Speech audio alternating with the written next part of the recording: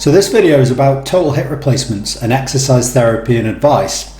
Well, basically I see a lot of people all the time where they come in and they say, oh, I've got arthritis. The doctor's told me I've got arthritis and nothing you can do, you've got to live with it. Or it needs a hip replacement but you're too young. Or obviously if they are the right age, you need a hip replacement. And this is before they've considered any other options. And the reality is that arthritis itself, structurally, yes, you can't really reverse it. Obviously you can do a joint replacement, a hip replacement in this case. But it isn't all about structure. And this is where things get misconstrued from the doctor's perspective to the patient. The patient obviously knows arthritis can't improve in terms of structurally, but it can improve symptomatically. And there's been plenty of occasions, both in research and in practice, where people who've got arthritis symptoms improve symptomatically and functionally. This means that, it doesn't track with the actual structural worsening. If you look at arthritis over a timeline, you see that it just gets worse gradually, bit by bit by bit. And of course, this is obviously not true with how their symptoms manifest. So it's very important to realize that they don't have to link together and they can be improved. So there was a study done and they found that if you did physiotherapy and advice and exercise, then basically you reduced the need for total hip replacement by 44%.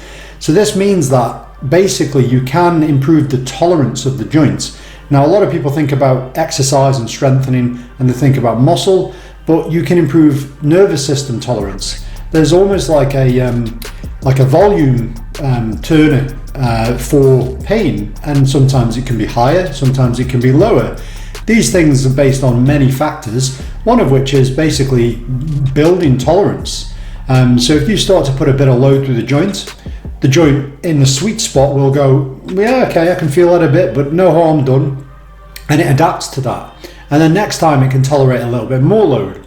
So you put a bit more load through it. And basically over time you build up that load. At the same time, obviously you build up the general strength of the muscles around the area because they'll be weak.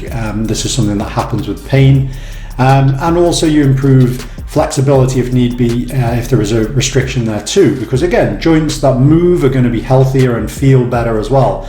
So if you work on these sort of things, then you can not actually need to have a joint replacement because you've just improved so much. I've seen patients who this has exactly happened to, where they're on the waiting list for a joint replacement and they end up getting to the week before or whatever and they're like, well, I don't know why I need it, I feel so much better. So they cancel it. And this has happened before, and this has also happened in research too.